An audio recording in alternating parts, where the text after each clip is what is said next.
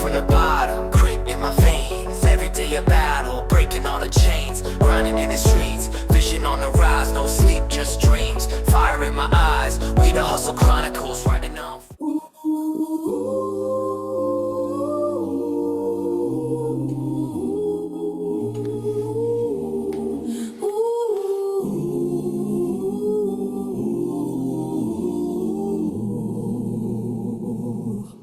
Lift every voice and sing till earth and heaven ring. Ring with the harmonies of liberty. Let our rejoicing rise high as the listening skies. Let it resound loud as the rolling sea. Sing a song full of the faith that the dark past has taught us. Sing a song full of the hope that the present has brought us. Facing the Facing the rising sun of our new day begun. Let us march on. Let us march on till victory is won. Victory is won.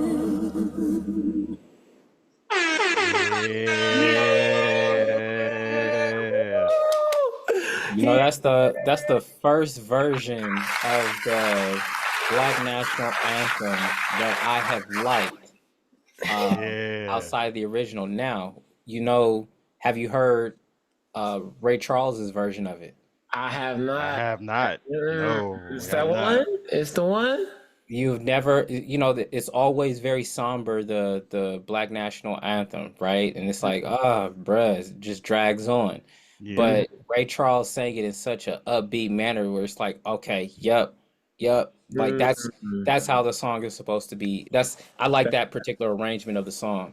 Okay, Yeah, I'm gonna have to okay. check that out. Yeah, man. We wanted to, you know, it is Black History Month. If you guys didn't know, if y'all didn't get the hint, we want to just give it. My brothers, my sisters, what's going?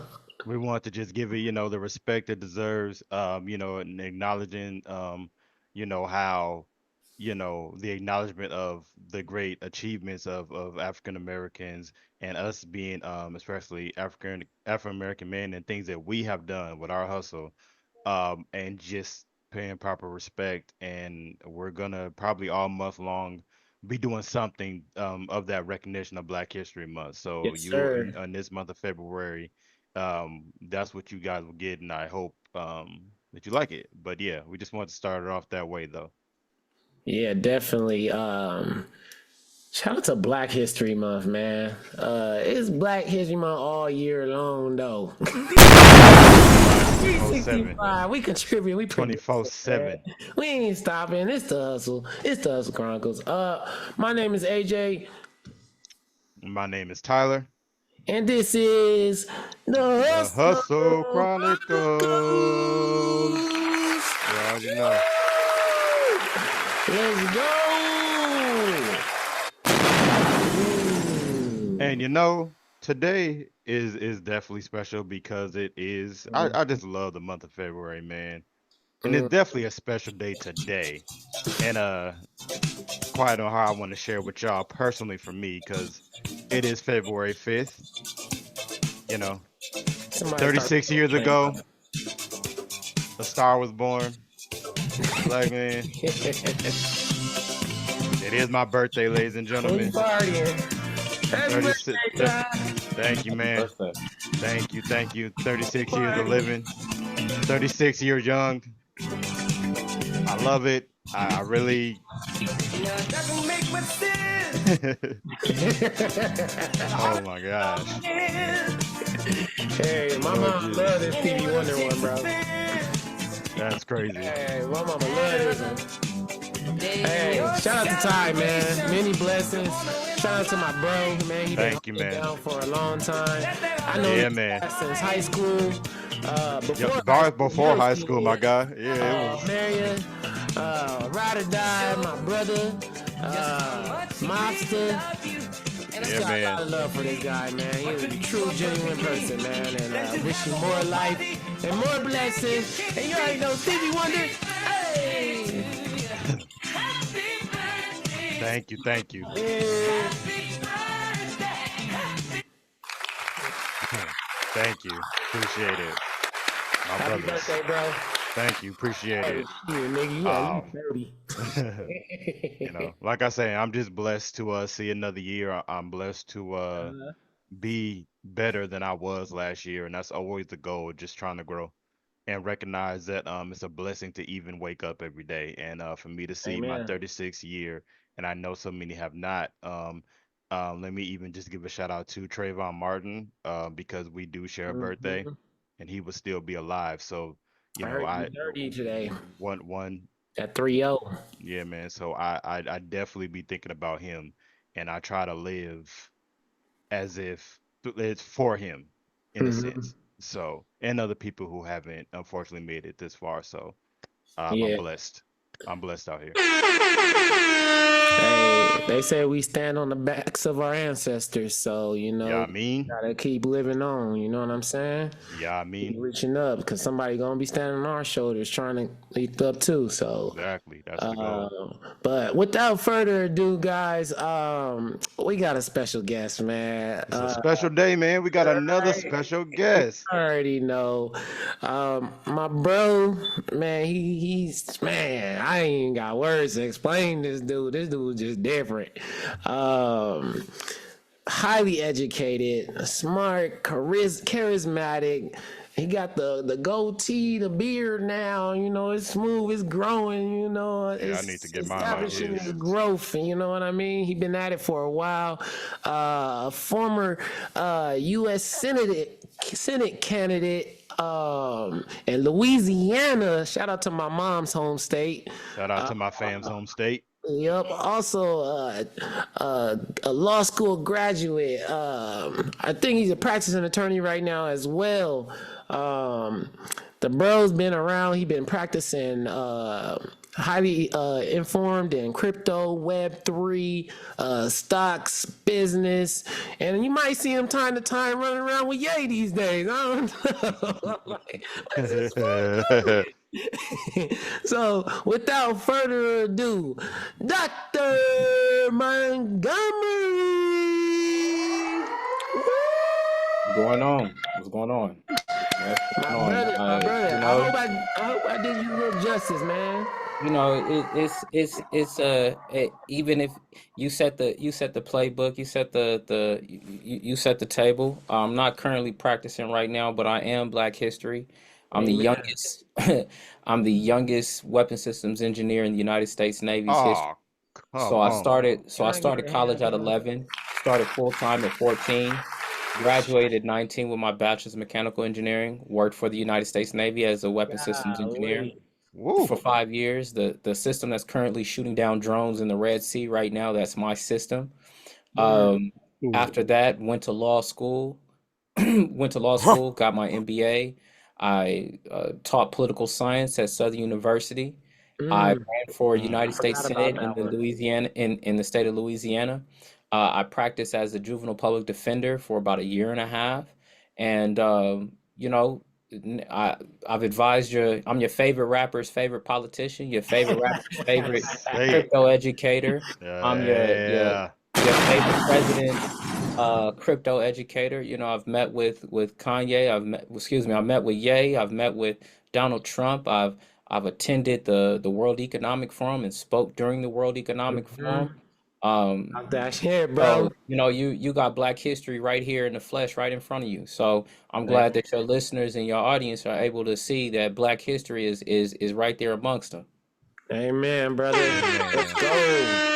Hey, so that means I y'all in love it. for a treat. Y'all in for a treat. A wealth of knowledge. We about to get to And it. Let's not waste any and more time. Oh, go ahead, Ty. no, I was about to say, and it speaks volume to know, like, as we do celebrate Black History Month, in Mm, today's current time, we are still creating Black history. We are with the work that we're still doing, the working. hustle Mhm. that we are cementing our legacies in Black history. So Amen. Yeah, and I definitely want to say thank you, bro, for coming on. We appreciate your time. We don't take it for yes, granted. You're somebody that I've been trying to get on since season one. Like we've been trying to have you on, yeah, and even that one little clip that you came on the IG live yeah, man, on YouTube, it's popular. yeah, it went up. That one little dot, I was like, whoa. So we appreciate you, bro, and big ups on all your accomplishments too. Like that's no light feat right there. You know what I No, mean? not at all. That's the real hustle right there. Right, We right. Yeah, on man. it, brother. But yeah, man, let's get into it. Since you have been teaching political science for a while, and you was a professor at what school was it? He said. Southern University, Southern Shreveport. University. I think my older brother might have went to that school at one point. But yeah, we wanted to since it is a new year, we got a new president in office. Well, old president, but new term. His name is Donald J. Trump. His first or his second term, and he came out the gate swinging, bro. Like, bro, day one at the inauguration, signing executive orders. Like, I think he signed like 35 orders already, or something of that amount. Yep. Some of them already taking effect. The biggest one that I know that's been affecting us is the immigration one. I know I'm in the school still. Like a lot of my students been missing class because out of fear of, getting pulled out of class by ICE. Jobs, people are getting taking out their jobs, their homes. So I ain't gonna lie, it's a little bit of chaos, and I don't know if we will see retribution for this, or if it's just gonna like graze over easily, which I doubt. But what are your thoughts on his first couple of weeks in office of his presidency? Like, I know immigration is not the only thing he's signed in, but if you could speak on just his first couple of weeks. Well, what we're seeing is what happens when you have a president that is unafraid of utilizing their power. And what is it? Ask for forgiveness instead of ask for permission. Yeah. That's the reason why we have those three branches of government, is so that there is a check and a balance of that particular power. So in asking for permission, we've seen that things don't get done. And particularly we saw with the last administration is that all these things that he was supposed to do for Black people, and specifically for Black people, and all these excuses that were made about, oh, well, we can't do this, we can't do that. And we're watching executive orders that people are saying, oh, well, this is unconstitutional. Oh, this is wrong. This is immoral, right? Yeah, President Biden would have got my vote if he would have forgave student loans. Point blank, period. mine too. I voted for President Trump, right? But if he would have did something about student loans, he would have got my vote off of that alone. But over these last couple weeks, what we're seeing is, you talk about the executive orders when it comes to immigration. And in some ways, we can look at it from, oh, well, it's sad that people are going through this particular experience, right? Are you given the same leniency when you break the law? You as a young Black man, you're breaking the law because you're trying to make a better life, or you're trying to do something, right? Are you given the same leniency? Are you given the same protection and given the same understanding? So when we talk about this immigration, the immigration issue, if you cross, you as an American try crossing somebody else's border without going through border patrol, and see if they lock you up. No, it's not happening. It's not happening, bro. I just came back from Switzerland. I just came back from Switzerland, and I flew in. Where would I fly in from? I flew in from Switzerland into London, and they made me go through security again. And I was still on the plane. Word? Yes, I was still in the airport. They made me go through security again. Why? Because now you're coming into somebody else's borders, Wow. Wow. right? And so imagine if I would have tried to bypass that and I just stayed in London, and then they find out, look, we have a process for you to even be here, and you just bypass that process. Right? They're not going to hear, oh, well, I'm trying to find a better life. Oh, they're not going to hear that. Right? So is what's happening. It's unfortunate that these children are being subjected to that. But right, these are decisions that the adults made, knowing full well what some of the consequences were. The thing is that you weren't worried about enforcement because the previous administrations were very lenient on that. It's like you're going down the street and the speed limit is a wide open street and the speed limit says 50. But you like, well, ain't no cops out here. So what are you doing? 70, Mhm. 80, 90, mashing, right? Yep. Yeah. All because there's enforcement. But let there be a cop and you find out, oh, they're pulling people over, or you get that first ticket. Guess what you're gonna do? He's slowing down real You're quick. slowing down real quick, right? So all of a sudden there's Yeah. traffic. you know what I mean? Exactly. So Yeah. so I only wanted to speak about the immigration issue because you brought it up. But what I'm most happy about is him saying that we want to make the United States Center for Digital Assets and for Crypto a center of excellence. He wants to be number one in the world for digital assets and crypto. That's my line of work, right? That's my bread and butter. That's what I'm most important for. And in fact, that's why I voted for him. When people ask me why did I vote for President Trump, they're like, first they hit you, how can you as a black man? And first you even asking me that about how can I as a black man vote for somebody like this? You think that the people around you ain't racist?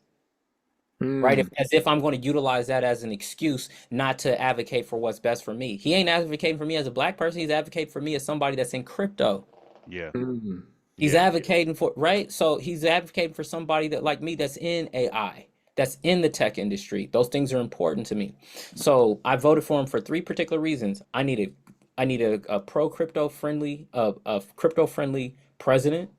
I also needed a president that was going to have business and tax reform. And third, a president that was going to protect my Second Amendment rights. Right? Everything else is just a distraction. Everything else is just is potential noise.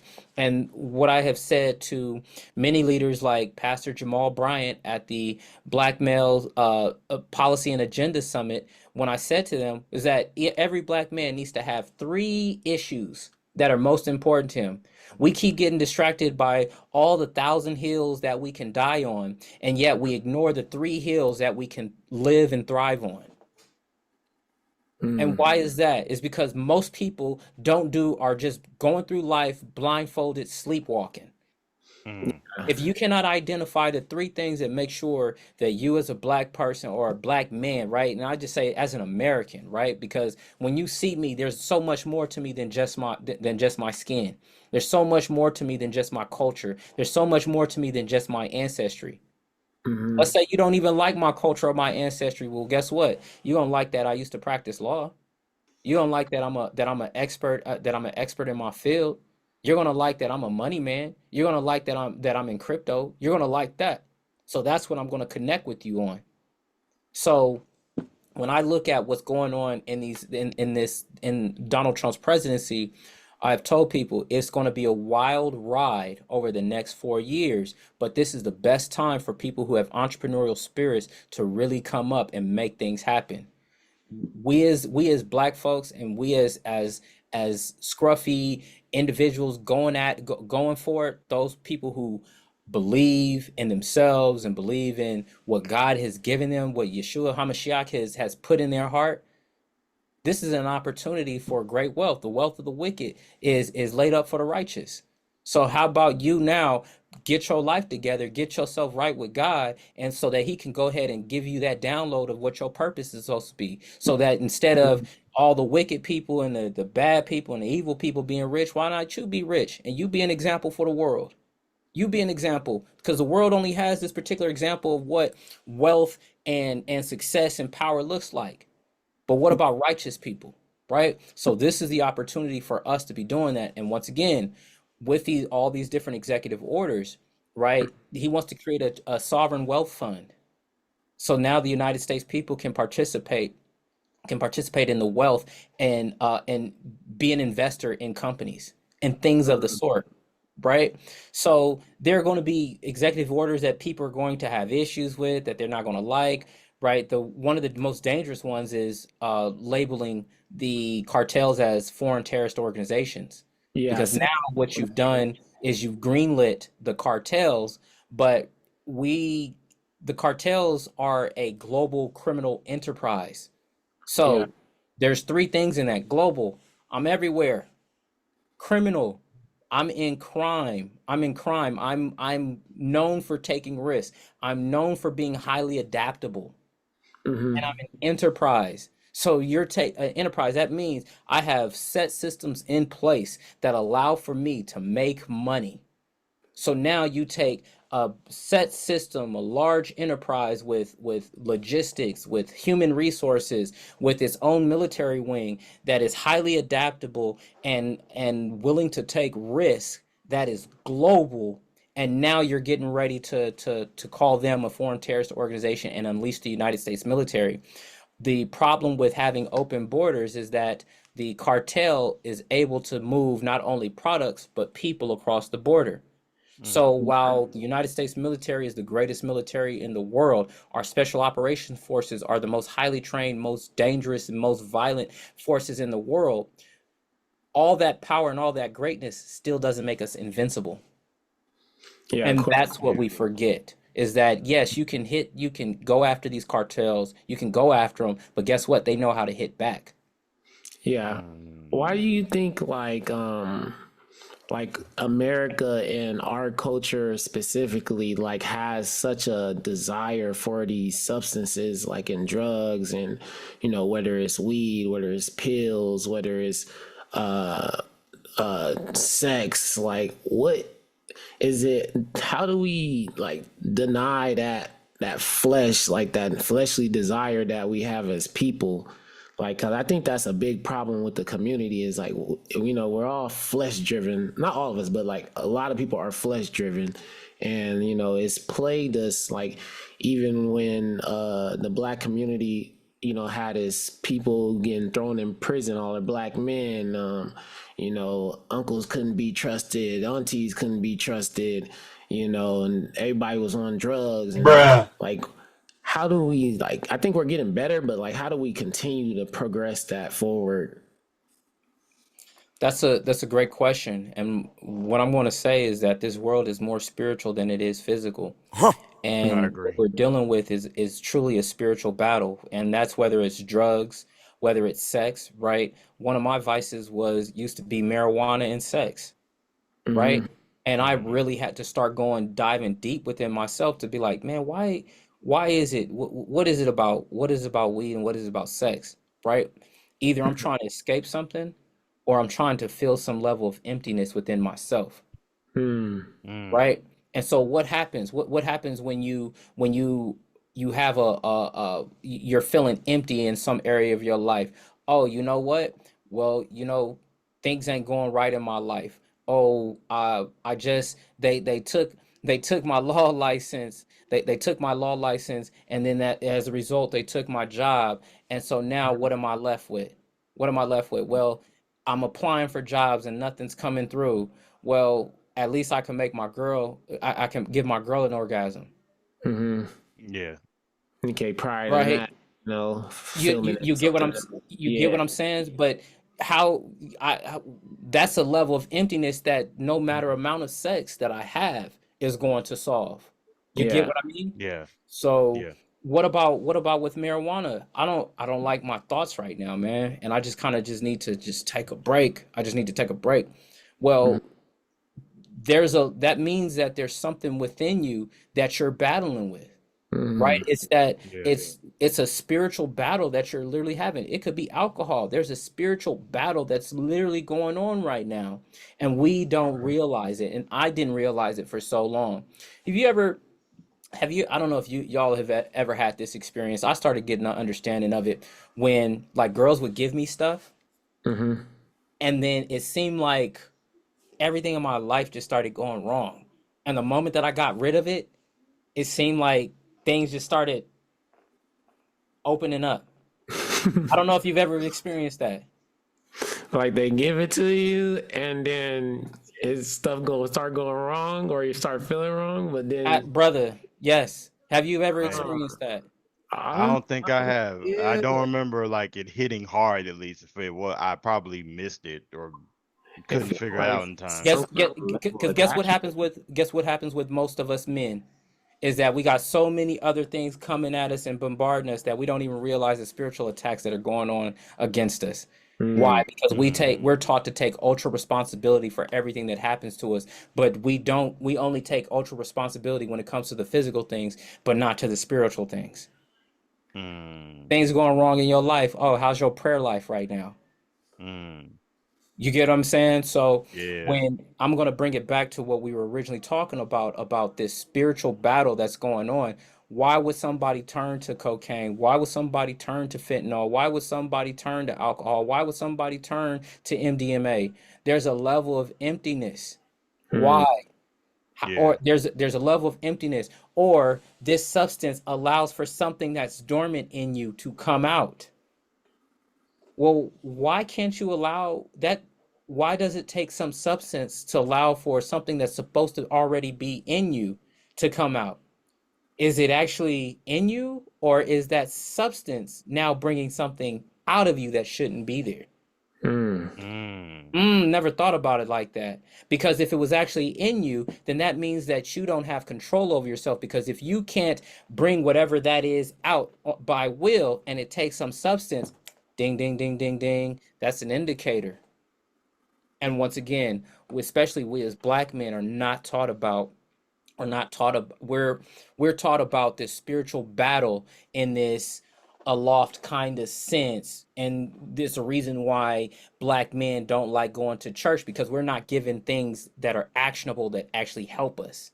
Man, let's talk about it. You get what I'm yeah. saying? Yeah. So Commitment. once I started diving into my journey, right, and thank God for my wife. My this was the first woman that ever was so focused on my relationship with God that even if me and her weren't together, she was more focused about that.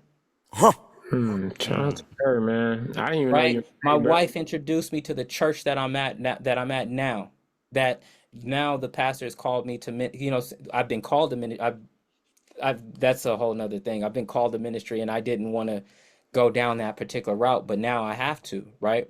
Mm, So I'm saying to you, as somebody that was in the church that wasn't getting any results as a result, wasn't getting any results, now having gone through this transformational process, right? Be renewed by the transformation of your mind, mm, Yeah. right? The Bible I'm talks about thinking that. differently now. Oh, so I know, oh, this is a spiritual attack. This is what's going on. Oh, why is it that I feel like drinking? Why is it that I want to that I want to I want to smoke, right?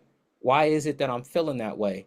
What's going on inside of me mentally, emotionally, and spiritually? Because it's the spirit that's like, hey man, why don't you go ahead and go do this? And I'm battling the flesh, like, nah, I ain't supposed to do that. But it's like, are you not supposed to do that because it's the wrong thing to do? Are you not supposed to do that because now I recognize where my help and my protection comes from? And when I do those kinds of things, I give the enemy legal access to attack me. mm. That's deep. Facts. Facts. That's deep. I hope that I answered your question in Yeah. in a way that not only brings clarity to you and brings clarity to your audience.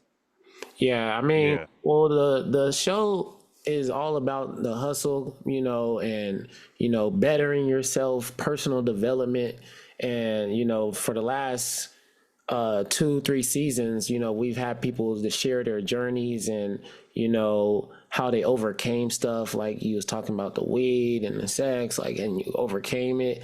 And it's just, you know, interesting to see people's perspective on it because, you know, not everybody's the same, but we go through similar battles. So, you know, I've noticed as a whole, as people, you know, are we getting better? You know what I mean? Are we progressing? Is the community moving forward or are we stagnant? You know, and I don't want us to be stagnant. So I want us to be moving forward and progressing because ultimately we're passing this to our children. You know what I mean? And the next generation, even if they're not our children, but technically they're all our children. But I just want to ask you that question because, you know, you mentioned the cartels and them supplying these, because if they didn't have like the demand there for the drugs, the weed, the cocaine, the pills, then they would be basically out of business. You know what I mean? Let me bring it out, you know, let me bring it out of the spiritual aspect. Let me bring it out of the spiritual aspect. If I can remember, I said they took my law license, which meant that I could no longer work as an attorney, right? And I was defending kids who were in trouble. I was a public defender for 10 through 17, right? Eliminated that service that I could provide from them as a result. Well, you know, that's a level of privilege to even have a law license. Aren't as privileged. Yes. What about the people who are trying to get a job at McDonald's? But McDonald's is telling them no. Or I got $40, let me go ahead and get me an eighth and I'll figure this stuff out. I need something that's going to ease the pain of me feeling like a failure. I need something that's going to ease the pain of me not being able to provide for my family. I need something that's going to ease the pain of me feeling like I've been lied to by America. I need something that's going to allow me to live a different reality or allow me to sleep away. That's going to allow me to at least feel better about my situation because they say that the economy is working. They say that the economy is booming, but I don't feel it in my pockets. So the demand is there because of the economic situation that is going on here in the United States. Yeah. So hopefully Trump can lead us a little bit further, help us out. You mentioned him. One of the reasons why you voted was for crypto and economic contributions and benefits for you. I noticed that one of the things that he did when, I don't know if it was right before or like maybe a little bit after he had made his Trump coin. Yes. And he also made one for his wife, Melania. Yeah, Melania. Yeah. So, you know, a lot of people are still getting more versed into crypto. They're getting more knowledge. Guess who talked to Trump about crypto before he launched his first NFT? I'm gonna say Doc because you mentioned he's okay. And so we got the man himself, y'all. Listen, we got the man. We got the man. I would have loved to have been part of that team, but I think Trump was a little pissed off with Kanye. Trump was a little pissed off with Ye. You know, after our meeting. Bruh. If he wouldn't have been so upset, then I think I would have been part of that team. Yeah, I mean, yeah. It's all good. Always doing I'll be some back with the administration soon. You feel? Yo, you ain't good for that one. Yeah. Yo. Come on, yeah. Leave it to yeah. Hold on. That shit cracks me up because I don't know him personally, but you know, we watching. You know what I mean? Definitely. So much for giving me a chance to win a VMA award. Yo, Taylor, I'm really happy for you. I'm gonna let you finish. But Beyonce had one of the best videos of all time. Bruh. One of the best videos of all time.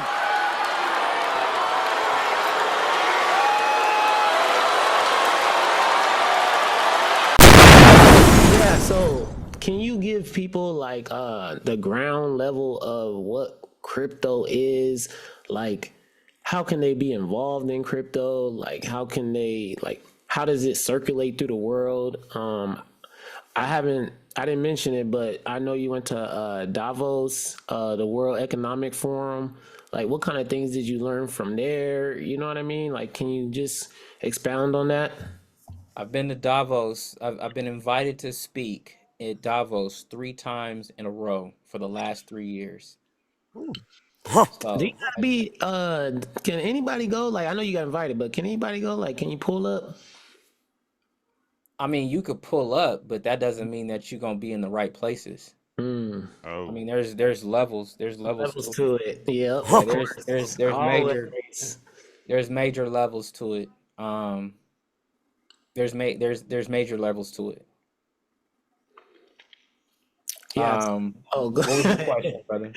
No, I was just asking, can you give people the ground base of cryptocurrency? Like, explain to them like how crypto works. What do you see it going in the future? Like, foreseeing for cryptocurrency.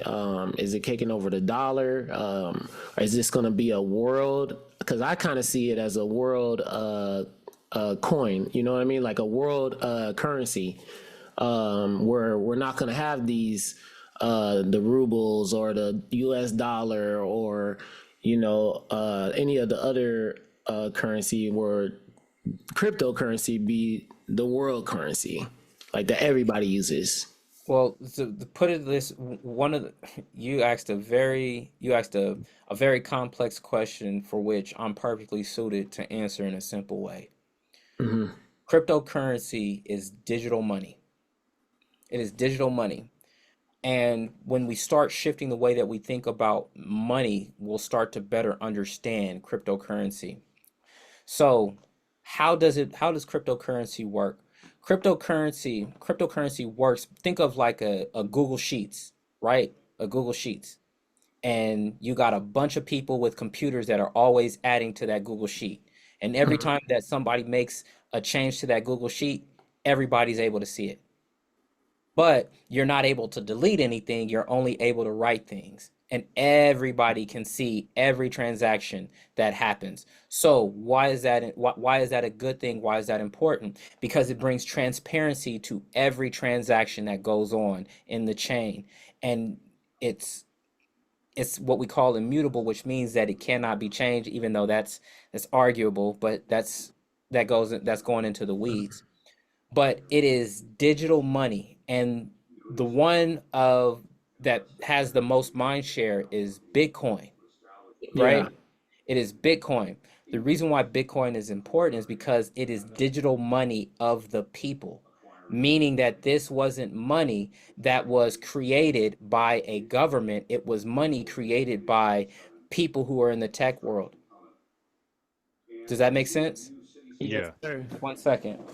Oh, I thought that might have been me. No, no, no, no. I was like, Let me let the my other half know that she's got the house. I was no, like, no, we were I I'm I about to send started, the text too. Like, no, I low key started looking around. I was like, do I have something, like, is someone TV too loud? Like, Is that better? yeah, you good, yeah. brother. I feel you. So so what happens is now you have this digital money that is created by the people, and the people are the ones deciding what it's worth. And it originally, a lot of the people who were first using it, who used it the most, were people who were in the black market and the Pirate Bay, because it allowed for them to transact with one another without having to use a bank. So Mm, Bitcoin allows for you to literally be your own bank, Mm, right? It allows you to be your own bank, but it allows for you to be able to do business with anyone in the world who has access to the internet and or has a wallet. okay. It's mm, required that you have a wallet. It's required that you have a wallet, which in a wallet is basically just literally a digital address, like almost like an email address. Think of it Okay. that way. Where if you have this super complicated password that only you're able to get in, right? Hmm. The thing about Bitcoin is that every nation in the world their people in some way, shape, or form have access to Bitcoin because they have access to the internet. Yeah. So Yeah. now governments aren't in the business of giving up their national currencies. But what it allows for individuals to do is to do business with people. If I wanted to do business with somebody in a sanctioned country, like let's say Iran or North Korea, right? I wouldn't say that. I couldn't use an American bank because American banks are forbidden from doing any business with those countries. Doing any business with any bank or company that's registered in those countries. Yeah. Right? But I can bypass the banks totally by utilizing Bitcoin. All they have to have is their own Bitcoin market, somewhere where somebody is willing to who's willing to accept Bitcoin. And what I mean by that, all right, the same way that you would go when you're getting ready to go out the country, you're going to exchange your money. I had to exchange dollars for Swiss francs. Mm-hmm. The same way, somebody's saying, okay, well, I got one Bitcoin and one Bitcoin is worth $100,000 and somebody's got $100,000, or they might take a 10% discount. They might take a 10% fee off of it. So instead of getting $100,000, you get $90,000. You get what I'm saying? Yeah. Yeah. So I have a digital money, digital currency. I'm gonna go back to what I was talking about. We have to rethink the way in which we think about money. Money is not cash or currency, whatever you want to call it, is not just that. It's access. Yeah. Access. What do I mean? Can I buy something? Can I buy food for $1? Yep. Can I buy food for $1,000? Yep. Yep. That's some good groceries right there. Right. So all that did was either change up the amount of money I had, gave me access to something that I normally wouldn't have had access to. Mm-hmm. Am I making sense? Yeah. Right? That A5 Wagyu steak that's $40 an ounce, right? That 10-ounce ribeye, because I like ribeyes and I like Wagyu, right? Is that the one they put in the briefcase? Oh well, that's nuts to that. That's nuts to that. That's all. When you go to a real steakhouse, when you go to a real steakhouse, they ain't doing all that, all those theatrics and all that. You're paying for the show more than you're paying for the steak, right? But when you got that $400 steak, I could get a $10 steak, right? Mm-hmm. But that $400 steak, what's the difference? One's $10 and one's $400, but they're both steaks. But the amount of money that I have determines the level of access that I have. I don't have access to the A5 Wagyu steak with $10. I have access to it with $400 though. Mm-hmm. So money is access the same way that if, I want to put regular gas, but I got regular gas money, but my car takes premium. Yeah. It gives access. The more money that you have, the more access you have to things. And that's the difference that you go from being a consumer to being a producer to becoming rich and becoming wealthy, is that you start to think about money differently, and money provides access. Oh, why do you have a membership at Orange Theory or at Orange Theory or at Gold's Gym? I could use the same gym equipment, but guess what? I know that the people at these places pay a high membership fee, and so it's people who are thinking like me, as ambitious as me, who have a certain level of status that are going to be there. And what better way of making sure that I'm in the same place as these people than having a membership at these places? Yeah. Yeah. I can give another example. When I went to InvestFest last year, I had the general admission, and our frat brother Tyrone, he had the VIP, and we on the same line stuff. Sprinkle, hey, what up?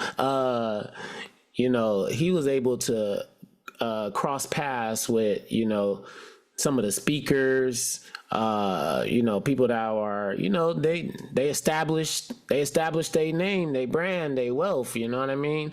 And he was sending me pictures like, hey, all right. Like, and I'm like, okay, bro, I see you. And I was able to come across a couple people, but I had to come across them in like the regular areas. He was while he was able to have access to, the backstages and these rooms and this room. So the money does give you access. It's not necessarily like, oh, I'm rich and wealthy, but the whole thing of wealth is the access and the privilege of it. You know what I mean? Just being allowed in those rooms because you paid the dues, you paid the fee. And if I can offer anybody any advice is like, like Doc said, look at money different. It's not necessary that oh, it's $400, $500. I don't want to pay that much. That's expensive. There's stuff that you're getting with it. You know what I mean? The access, the extra benefits, like those things matter. You know what I mean? Because that one person that you meet might quadruple your wealth, triple your wealth. The famous saying, your network is your net worth. You know what I mean? So it's not who knows you, it's it's not who you know, it's who knows you. Like, I know Doc, I know Tyler, like these game changers, you know what I mean? So definitely guys, just work your way up. And if it's crypto or stocks or real estate, there are avenues where you can build you up, but it starts at work. You gotta work. If you ain't working, then it's gonna be tough, because how else are you gonna get money? Are you on a fixed income? You have to either do that, create a product, a service, whatever you can to bring in that income, and then multiply it, figure out ways to multiply it. It's take some time, but you can do it. You can do it. But I did want to ask you a question about the crypto, because I'm just curious about crypto. I really think this gonna go forward like real far. Like Bitcoin went crazy when Trump came in office. And I did want to offer some pushback too, because they say it's on the blockchain, it's written, but I've been hearing commentators talk about, this is what people are using to hide their transactions, like sex trafficking or illegal drugs, or maybe guns being purchased without. Because I'm thinking, okay, if I got this cryptocurrency and I'm in some foreign world or international territory, and I have Apple Pay, right? So Apple Pay is kind of like, okay, I push this button and I go there and it's like, oh, this shit work. It's kind of cool. Am I able to do that with a Bitcoin, or do they have that kind of technology yet where you can kind of Apple Pay it? Like, you know what I mean? Or do I have to start that? They have cards that, like crypto.com has a card that is connected to your crypto account, and you'll be able to make transactions utilizing your card based upon them selling an equivalent balance or amount of your Bitcoin or any crypto that you have sitting in your digital wallet. Right? So has it gotten to the same level of functionality of Visa? No, it hasn't. Visa's been around for years, and they've had that entire network. And the thing about that is that they're trying to limit, Trump is allowing for banks, is trying to pave the way for banks to utilize crypto. But the challenge is, well, why do I need a card and why do I need a bank when I'm able to send things directly? Have you ever had a bank account seized? No, I haven't personally. No, I haven't. Have you ever had wages garnished? Yep, sure. I definitely had wages garnished. Wages garnished, right? They're able to garnish it because it's part of their system. I've had a bank account seized. They're able to seize it because it's part of their system. Bitcoin and crypto is not part of their system. Let's look at it from another perspective, right? You talk about the people doing illicit activity with it. Well, before there was Bitcoin and digital currency, was there illicit activity going on? Yeah. What Yeah. were they using? Just dollars and whatever.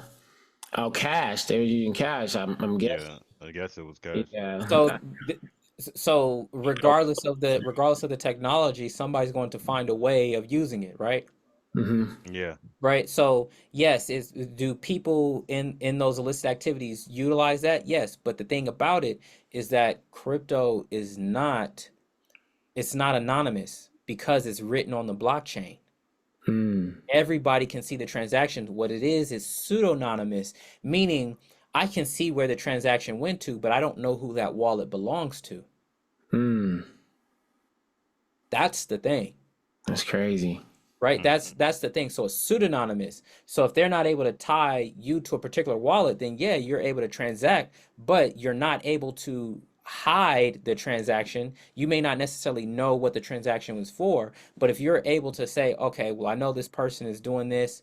I know that it's supposed to come from this wallet, or there's information that's needed in order to find it. But if you know how much it was, right? You can go through the entire chain and find those things out. The challenge is finding out who a particular wallet belongs to. Mm. Man, The I was waiting to hear your pushback. no, the pushback was the people saying that it's not able to identify it, like, but you said it right, like you said that it's able to Do you use the crypto? wallet. Yeah, I use Bitcoin, Yeah. and that's No, do pretty you have you ever paid for anything using crypto? No. well, I sent money using crypto, No. Bitcoin. I've Who'd you send it to? so one of my friends in Nigeria. How challenging was that? It wasn't that challenging. I went to the ATM. I put the money in, and it converted to crypto, Bitcoin, and then I sent him the I guess it was a number or something like that, like a transaction number. Gave it to him, and he was able to take the money out and got his cash. So it was pretty seamless, honestly. It wasn't hard at all.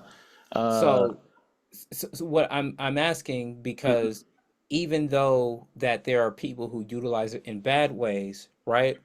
You're the people who are doing bad things are going to find a way to do the bad things Yeah, regardless of what's available, yeah.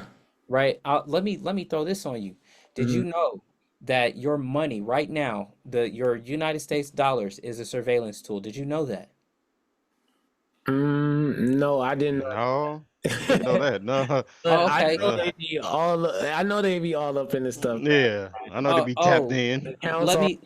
So you mean to tell me that if you walk into a bank and you want to deposit more than $10,000 into the bank, that they're not going to file a suspicious activity report on you? Mm, Oh, I can bet it. Yes. I Oh, wait. Oh, let's go in somewhere. Or if I walk into the post office and I buy more than $3,000 of money orders at one point in time, that the post office is going to file a suspicious activity report on me? mm. They be on it. They be yeah. on it. Yeah. So, Why am I being watched because I'm utilizing the money that I earned? mm. Mm. I honestly, bro, they are very surveillance heavy in United States. I don't know if it's like this in any other states. Um, Maybe it is. I haven't traveled much. I've only been like in the United States for the most part, but eventually I will be traveling, and I'm curious to see how much surveillance stuff is really out there, and it's going to be more, as we keep going further and further into the digital age. So I'm very curious about that as well.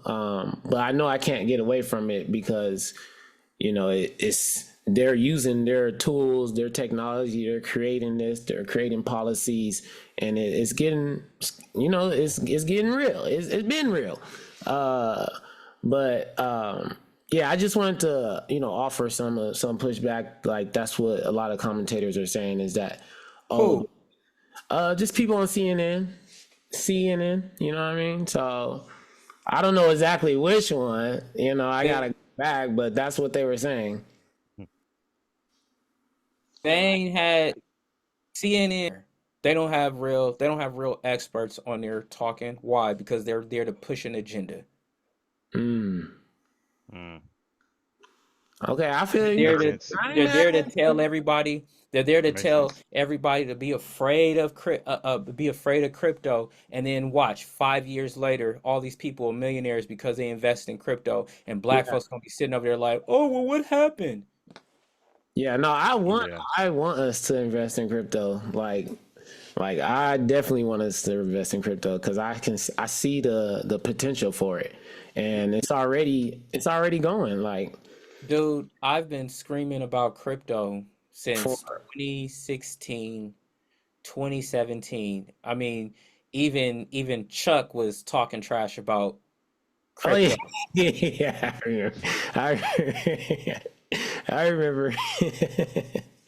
There you But go. I will say this about Chuck. Chuck he came to my crypto meetup though. Hmm. Mm. He gonna you gotta do your you gotta do your research. You know what I Like mean? I'm saying like this, even if you don't do the research, it's about who you trust. What do I mean by that? Let's call it who nobody who's going to listen to me? Who's going to listen to me? A certified, validated genius, but you doubt what I say on some technology stuff. Cool, it's on you. Hmm. I I'll be I'll be the only wealthy person around me, and then I'll just get a new set of friends, and then well, that's what I have been doing is getting a new sets of friends. Yeah. Yeah. And hey, Mhm. everybody that could have listened to me, that should have listened to me, is going to be like, oh, I mean, I get DMs all the time about, oh man, can you teach me about this? No, you can pay me to ignore me because when I was giving the game for free, you weren't listening. Hmm. Mhm. Honey, hold on. Let me. Mm. I got my. You I can pay me to ignore me. Sheesh. Talk that talk, bro. Uh, so we're gonna move into the next segment. Hopefully everybody got some value out of that. I'm sure they did. This next segment is called the hustle segment, and we're gonna play the song real quick.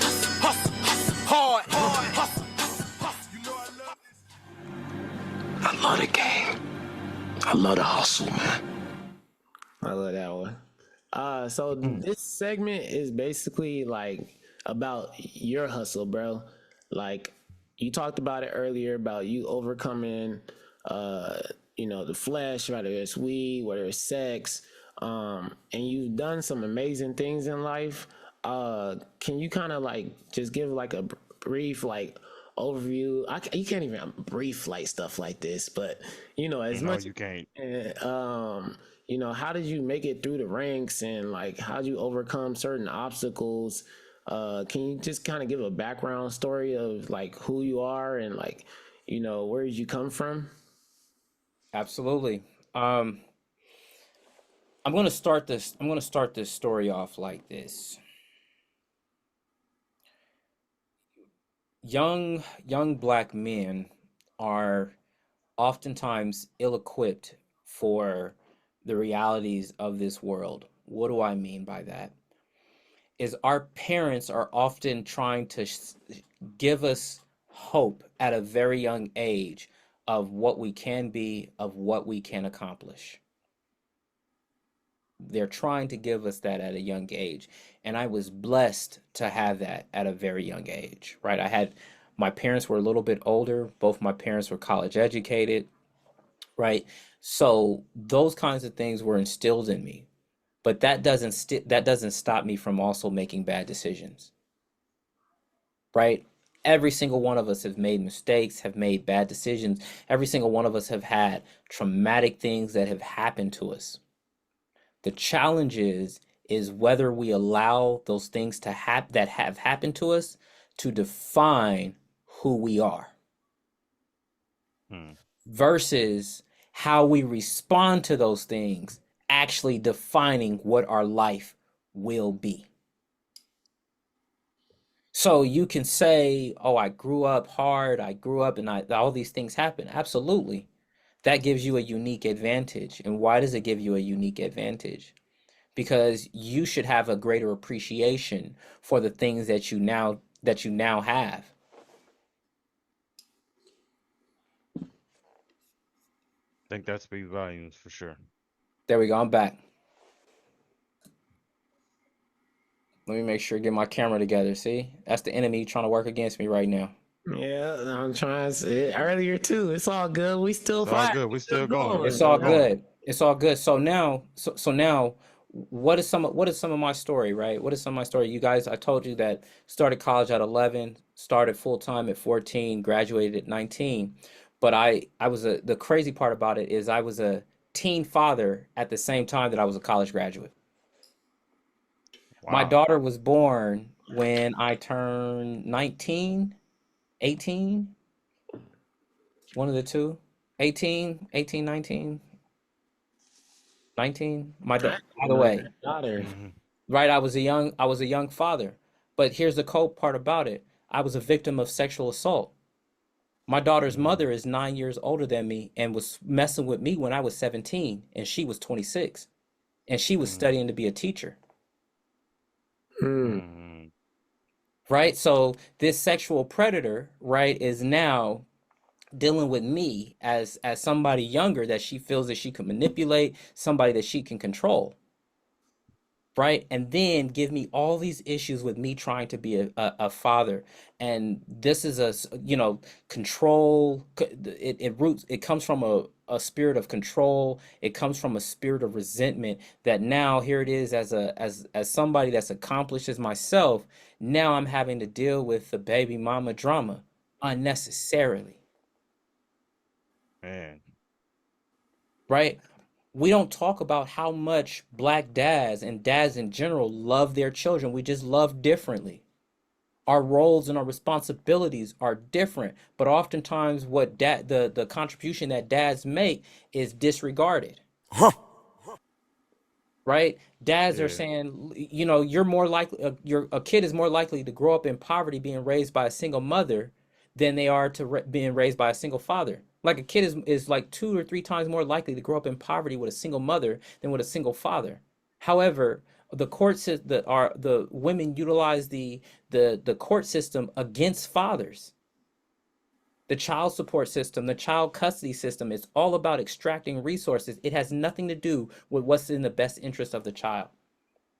So imagine going through all of this, going through the court system and child support and fighting for custody and trying to see my daughter, showing up to pick up my daughter. And she's like, no, you can't have her, but there's a court order in place. And guess what? In order for me to exercise and protect my rights, that costs money. I got to get a lawyer. Why? Because when I walk into the court system, I'm treated as a deadbeat and I'm trying to do the right thing. Man. Right? This is the story about black fathers that isn't told. Like if you talk to any man that's been through it, you'll find out that there's a silent struggle that goes on. And that's why I'm so glad to hear about people like Tyrese and Lionel Tillman, who, childsupport.fraud.com, being able to hear their story, because now it starts giving men hope and letting men know that you don't have to be silent about what goes on. That the deadbeat dad, where you're looked at as a deadbeat, but you're a deadbeat is somebody that doesn't even want to be involved at all. Yeah. We don't talk about how difficult some of these mothers make it for these children to see their fathers, and make it for the fathers to see their children. We don't talk about that. We give these people a pass, and then guess what? Oh, well, we talk about the issue with our children. Well, who's raising them if black men aren't in the home? The And community, if the the children streets. were that important, why not give them to the dads? That's telling me that it doesn't have anything to do about the children. It has everything to do about control and the resources that you get as a result. So that's why when they talk about utilizing children as pawns, this is something that I went through. We don't talk about how that affects your self-esteem. I want to be a good dad. I came from a 2-parent household. I Man. want to be involved in my child's life. Okay, me and the mom aren't together. Fine, not a problem. But I want to be involved in my child's life. What that will do to my self-esteem and what it will do to my psyche. Right? These are some of the challenges that I went through. That I went through. You know, Mm. I'm I don't once again, Yep. Trying to silence us. they're Will trying to not silence happen. me. Trying to silence me. That's how Will you not know happen. that's how you know I'm cooking. That's how you know I'm cooking, right? So even though I was the youngest weapon systems engineer in the US Navy's history, right? I'm still 20, 19, 20 years old. I'm still a YN at heart, Shout out to all. right? I have a security clearance, but end up getting a DUI 11 days before my 21st birthday. I know Man. those. Tough journey right there. I already A know. weekend before a major trip. Guess whose trip got canceled? Damn. Work Jeez. trip.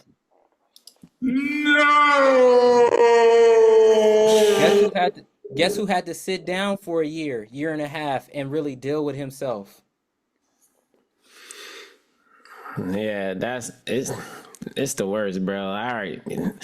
Being set down is different, man. You really gotta confront all those demons and stuff, and like you said, you was dealing with your mother, your child, mother of your child, and she's putting that heat on you and stuff, and you don't feel like yourself because you're not, you don't got that esteem that, you know what I mean? It drains you. Like, am I doing bad? Like, am I not worthy? You know what I mean? Like, you Think trying to about do it from your best, but the worthy part, right? The worthy part about it is this is how much, as young black men, that we are desensitized. I was a victim of sexual assault. Mm. If I was a 26-year-old man dealing with a 17-year-old girl, what do you think they would do to me? Oh my gosh. been locked up. Locked up, Hmm. put you as probably a registered offender, like, So you mean like, that there is a so if based on just because of my gender, I'm if I'm a woman, I'm protected, but if I'm a man, I'm not. Yeah. bingo. Bingo. Oh, but I get railroaded in the court system. Mm, mm, mm. Man. Imagine what that does to your psyche about, well, I thought there was justice. Yeah. Mm, Yeah. We mm. know it's not justice for all. We Right? So ain't. now I'm having to work through all these things. I'm having to, and when I had to sit down for that year, it was like, dude, I wanted to self-destruct, Hmm. right? I wanted to self-destruct. And it's like, whose will is stronger, mine or the world's? Mm. And it was literally that thought that every time that things started getting hard, I had to ask myself, whose will is stronger, mine or the world's? And it felt like the world was kicking my butt sometimes. Right? Imagine one day your child support being tripled, going from $400 to $1,200. Like that. Yeah. Especially if That's wild. the income is like right there too. Like, you ain't but bringing in 2,000, maybe that. And you still got bills, car notes, Wild. insurance. Got to put food on the table. That's basically everything. That's So I'm going through all these things and trying to figure out all these things and still having to perform, still having to show up every day, right? And when we go through these things, it is rough. But when we look back on it, it's like, yo, but the challenge is being able to look back on those things and say, you know what? I'm glad that I went through that because I'm here now. It was a hard road. It was a hard road. But oftentimes, sometimes those wounds never heal, or we don't spend time dealing with those wounds. Mm. And I was still dealing with those wounds. So what did those wounds do? It messed up relationships for me, romantic and friendship and platonic relationships, because I'm still dealing with that trauma, hmm Mhm. right? They talk about black men going to therapy. I can tell you right now, you don't understand what therapy is as a between 20 and 29. Yeah.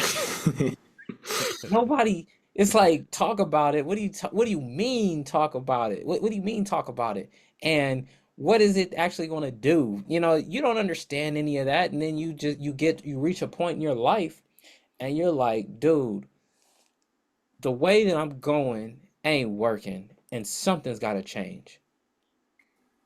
Something's got to change. Yeah. Something's got to change. So so I go through all that stuff while I'm working for the Navy and all of that. And I was like, you know what? I'm going to law school. I'm going to law school. I'm going to law school because I'm tired of paying lawyers for all this stuff that I'm doing with child custody and child support. I can figure this stuff out myself. Go to law school, excel in law school, kick butt in law school. I'm a pain in the butt to the administration.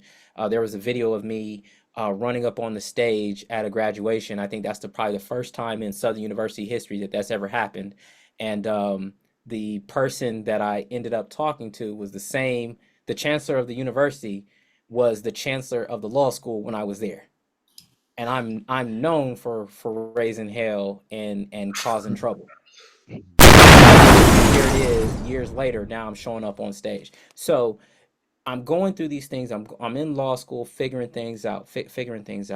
Now I graduate law school and I take the bar, but it takes me year and a half, almost a year and a half for them to swear me in, because guess what?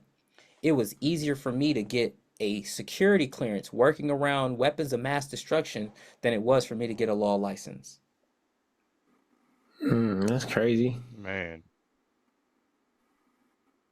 They Wow. jerked me around about my law license. Why? Because of child support. Mind you, I'm still a victim of sexual assault and this person hasn't been held accountable. But I'm held accountable. You can force me to pay, but you can't force anybody to hire me. Imagine putting in job applications and no one's hiring you. What that does to your mind, what that does to your psyche. Right? So graduate law school, pass the bar on first try. Like, Wow. yeah, the people still look at me crazy because normally when you graduate law school, people, they go silent. They drop off the map because they're studying for the bar. I was still on Instagram, still traveling, doing all that stuff. I started studying for the bar on July 5th, and I took the bar on July 21st and passed it.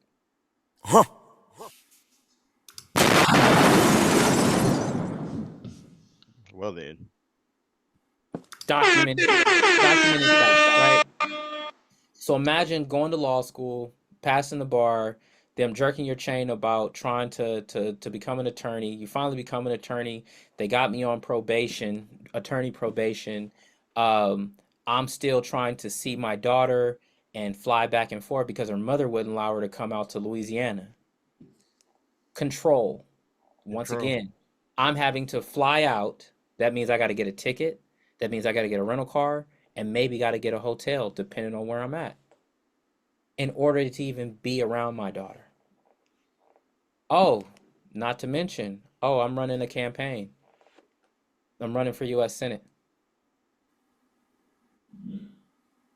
So I'm going through all these different challenges. And it's like, am I going to complain about it? No, because I'm making the decision to do these things. Right? When you start taking responsibility for your decisions, it's like, nah, you don't have to feel sorry for me. But when things are messed up and I'm being done wrong, like, that's not a complaint. That's stating facts. Right? I didn't start having major issues with the bar until I got involved in politics. And it made me think about what T.I. said. Rather give me 50 years than a scholarship. Anything to keep me out of politics. What do? You throw dirt on my name. You write hit pieces about me where there's no author on the article. You throw dirt on my name. You lie on me. And then you take my license. Right? So these are things that happen. Like, oh man, this is how I was feeding myself. This is how I was making things happen. Oh, what am I going to do? I got to figure this out. I got to figure this out. They took my law license 30 days before my election. Do you think that's a coincidence? No. No. I had been running my campaign for over a year, and it was hard to get any press written about me. But all of a sudden, after I lose my law license, I'm in the news, in Louisiana news. 15 hours later, 12 hours later, I had people in Baton Rouge calling me, and I lived in Shreveport, saying I saw you on the news. You think that was by accident? So these are the kinds of things that you as people who are doing things, you don't see your own greatness, right? You just see yourself as yourself, but you don't see what kind of threat that you are to the system and to the power structure. And the moment that you start embracing that and recognizing how important that you are, how important you are to God's kingdom, how important you are to the world, how important you are to the people, you'll never operate at the level that you're supposed to operate. You'll never operate with the level of confidence that you're supposed to operate at. But you know what? It took me going through all of those different things in order for me to start to see that. How is it that somebody that lost their law license, right? That their law license was taken from them, ends up having dinner with Ye and Donald Trump, gets invited, asked to go be my advisor.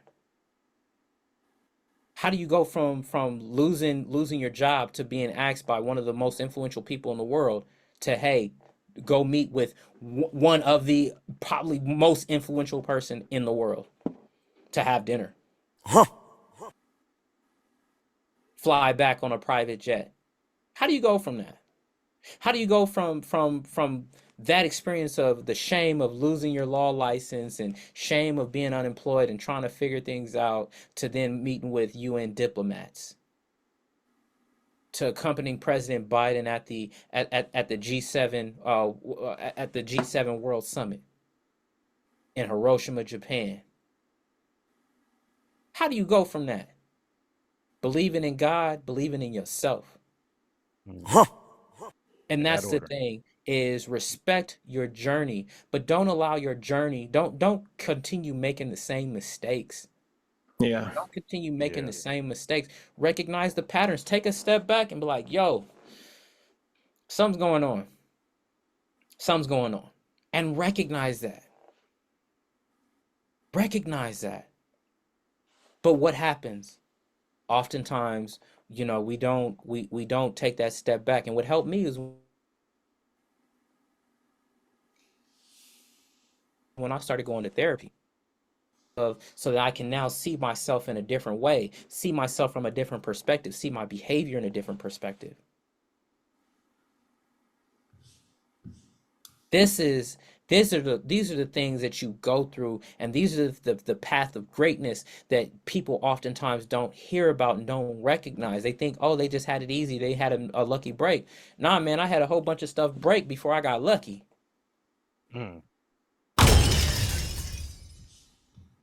So when you're sitting over there, when you're thinking about woe is me, woe is me, the question that I had to start thinking is like, Lord, what do you got prepared for me? And what do I need to do? How do I need to get myself prepared so that whatever you give me, that I'm able to embrace it and that I don't mess it up, that I don't defile the gift that you give me? How do you go from that? How do you go from that experience to now being invited to speak during the World Economic Forum? 3 times. How do you go from that and you have Kerry Kennedy and the co-founders, the co-founders of some of the largest crypto organizations coming to hear you speak?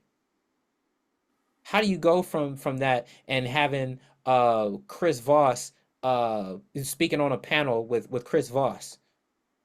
How do you go from that?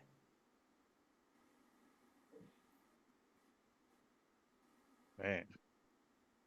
So these are some of the things that that oftentimes when we have these experiences and we feel down and we feel out, we're feeling down and out, is recognizing the only difference between me and somebody that is in a place where I want to be is the decisions that they made. So let me make higher quality decisions. Let me actually look at, is this decision in my best interest? Message. Oh, let me stop doubting myself. Why? I'll gain confidence when I start keeping promises to myself, when I start executing my ideas and seeing what comes from it. Because now, even if my idea fails, I'm still farther because I move forward on something than staying in the same place. Preach.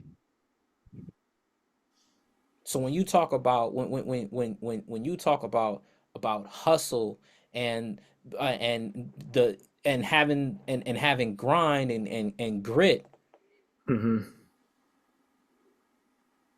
it's about how do I maximize what I'm trying to do? How do I maximize and think bigger about my vision and think bigger about who I am? Like I said earlier, I am Black history, but not only am I Black history, I'm American history. And how dare I not think of myself in that way? How dare I allow anybody else to try to think of me in some other way? So the Hustle Chronicles, making things happen, right? That's your lesson right there in hustleology.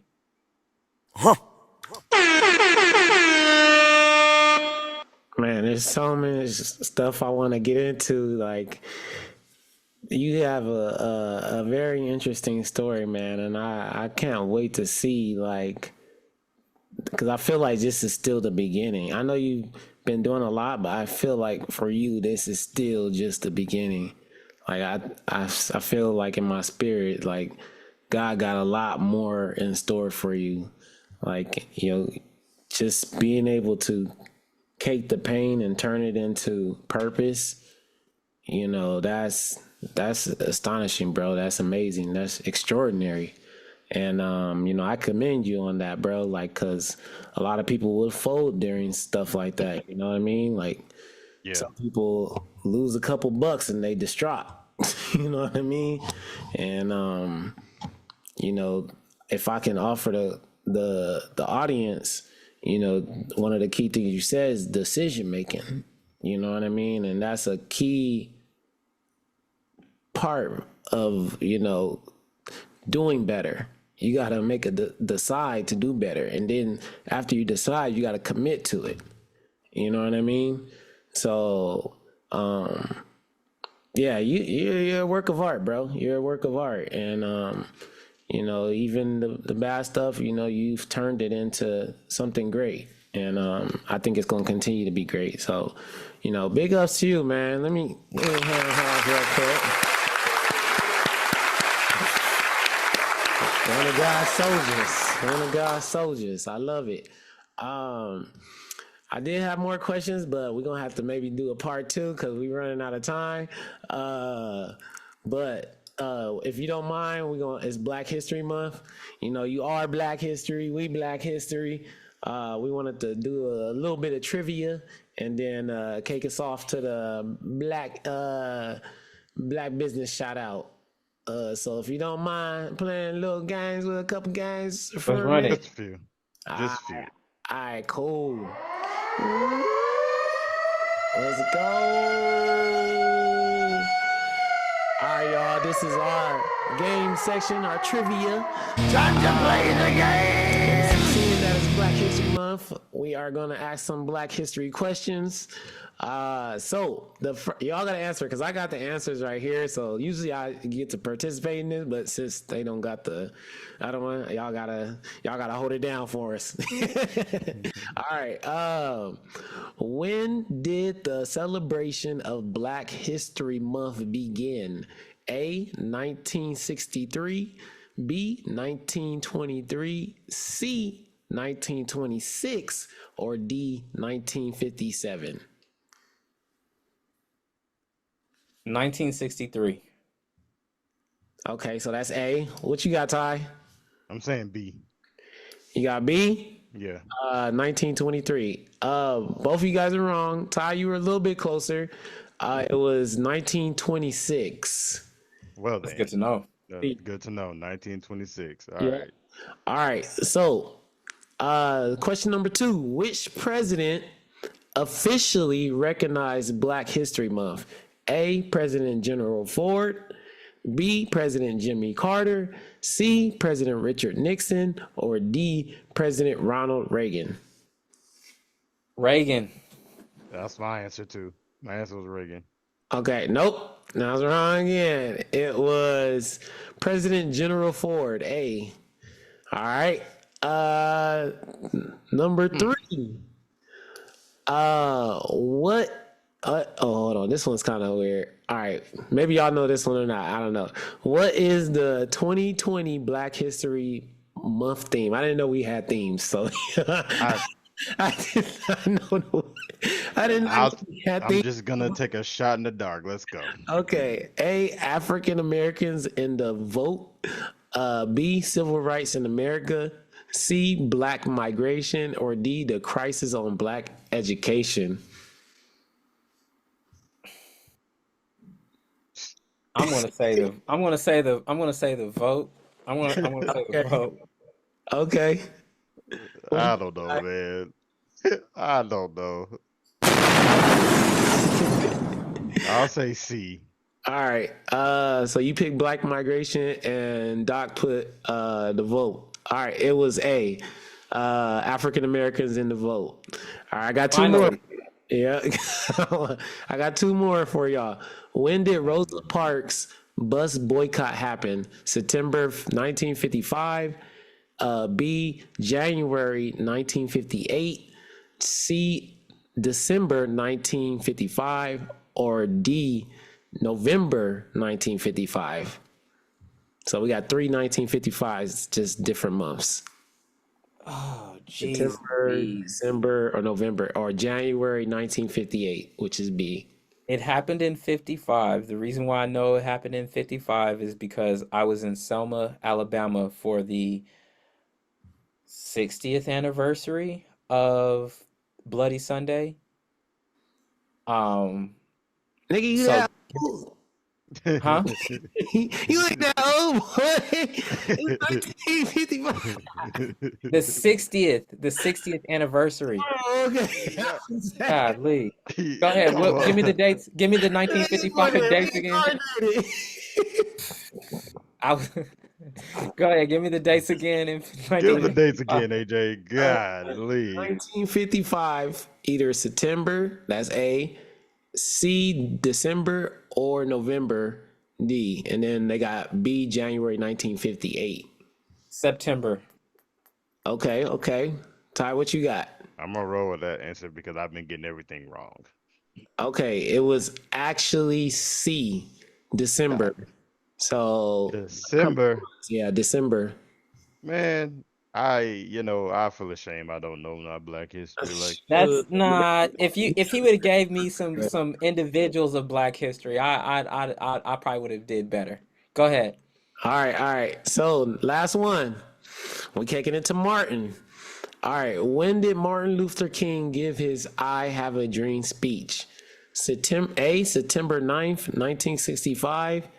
B, January 19th, 1963. C, December 21st, 1962. Or D, August 28th, 1963. I have no idea. Do not know the dates. I'm gonna go with B. I'm gonna go with. Give me the dates again. A, September 9th, 1965.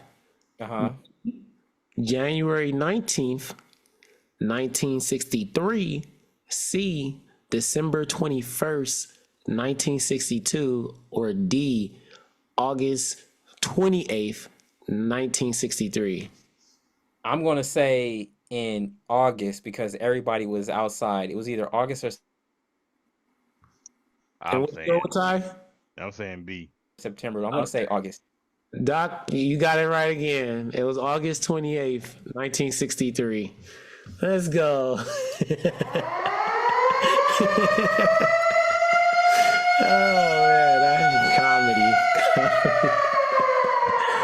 Oh my god, let me get some Whatever. Let's get some homage. Let's get some homage to Garrett A. Morgan. Right? Yeah. Let's give some homage to Garrett A. Morgan, who invented the traffic light and who invented the gas mask. Let's give some homage to Eugene Bullard, who was known as the Black Swallow of Death. He was the first black fighter pilot, but he was trained in France. Let's give some homage to oh goodness gracious, I'm trying to remember his name, but he was supposed to have been the first black astronaut, but he was killed in a plane crash. Wow. I want to say William H. Lawrence, Major William H. Lawrence, if I'm not mistaken. Let's give some homage to those individuals. So y'all, hey man, we been building, we been doing this. We've been Stop here. playing with us. We've been here. We've been here. Stop Been playing. here. Happy Black History Month. Gonna hear that at least a good. All right, y'all. So before we end this episode, of course, we got our business shout out. Before we do that, let's go ahead and play the theme song. You know, we've been rocking all day. We're going to keep rocking.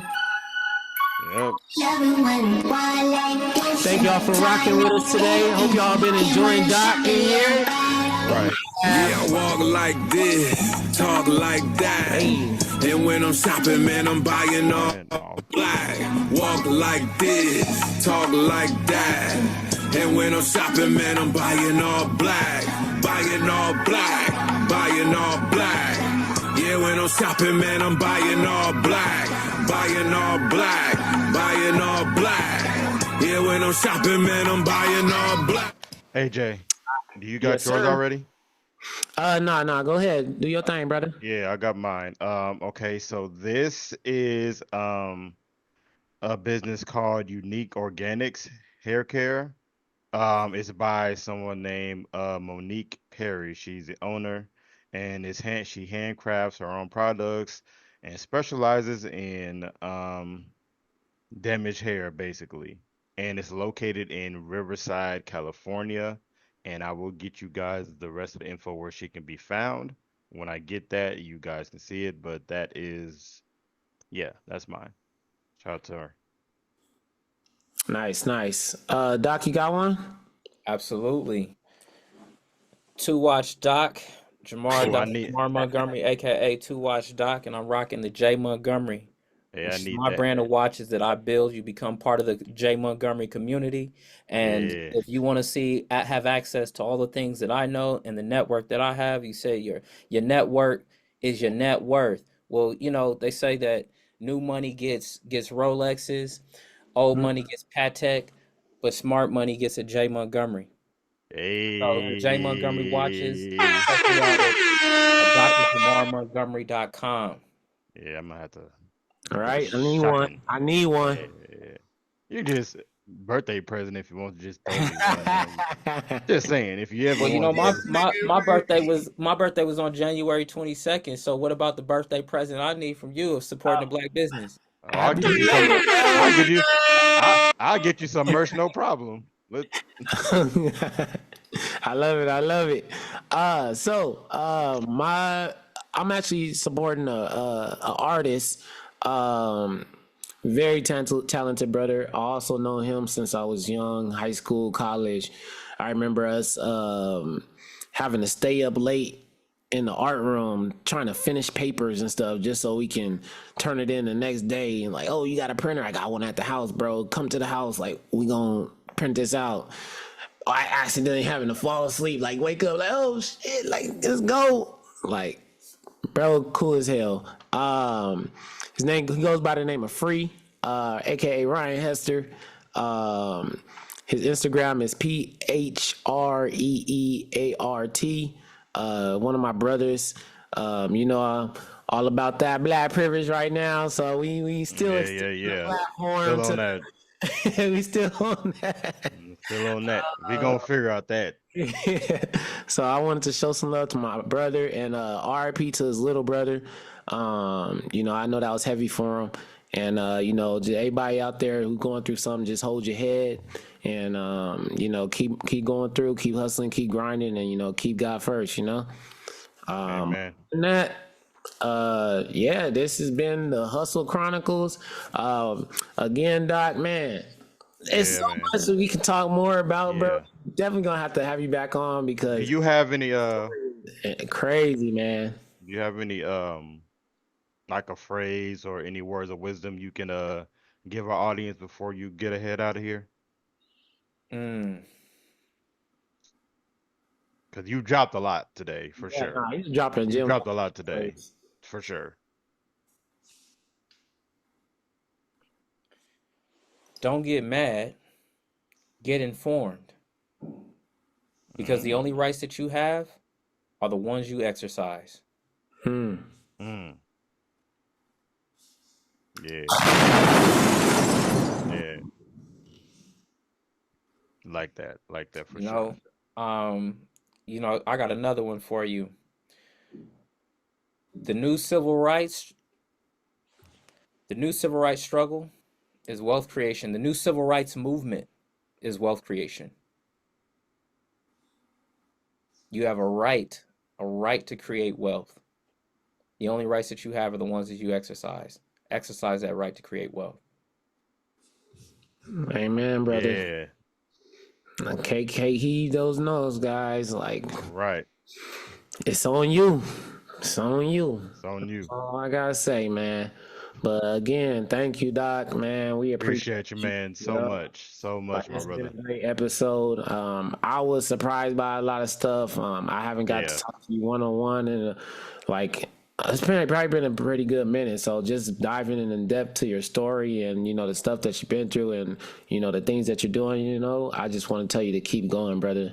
You know what I mean? From man to man, brother to brother, like just keep doing your thing. You out here, you doing things, and you know you moving and shaking the world, bro. And you know if you need anything, we here for you. We're here. So you know, God bless you, my brother. For sure, for sure. God bless you as well. But yeah, this has been another episode for sure. In case you guys want to find us, like I say, it's pretty simple on all these platforms. We are the Hustle Chronicles, Hustle, HUSTLE, Chronicles, CHRONICLES. And you can find us personally on my page, IG Tanksley Designs. And on my X is Tank of America. AJ, where can they find you? Y'all can find your boy at St. John's 34 on all platforms. And make sure y'all tap into the YouTube channel. Come on, get those subscribers up, Get y'all. those subscribers up. Doc on here, y'all. Yeah, let's get these views up, baby. Let's get the support going. Trump, stop playing. You know what I'm saying? Subscribe to our Patreon, Patreon. Oh man. Subscribe to our Patreon as well. U.S. Senator candidate. Then we had Charles the other day too, man. Come on, y'all. We been eat for y'all. If y'all ain't learning, y'all just ain't listening. And you know, we want to continue to grow and continue to have guests on, and we want to continue to put out the best quality work for you guys so you can learn and you can grow. And we just need your support on doing it. And that's just real about it. And find the merch Patreon. Go to Patreon, get your merch. Dr. Montgomery, where can they find you? Dr. Jamar Montgomery on IG, on TikTok, DrJamarMontgomery, Dr. Jamar Montgomery on IG and TikTok, and also on YouTube. There you have it. That's all she wrote. That's all she wrote. This has been another episode of the Hustle Chronicles. Again, thank you, Dr. Montgomery, man, for the gems. We may have to make this a part 1 and part 2 episode, actually. It's one, bro. This one. This one. You want this all one? Yeah, this one, bro. This one. We'll talk about it. Yeah, peace, and we can't split this up. Like, how could you? Easy. Jamar went like this. Kobe.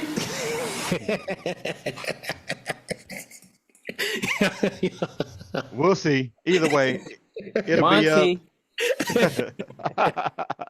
Come on now, stop playing, man. Damn, they gonna figure it out, man. They gonna figure it out. I believe in our listeners. We gonna figure it out. Y'all got this. We got this. This is unity, and this is us coming together, creating dialogue, and hopefully people were able to take something from it. So, peace and love to y'all. God bless. Keep hustling. Keep grinding, and stay on it, man. Stay on it. Stay focused. Stay hustling. Stay grinding out here. All right, y'all. Peace. Deuces.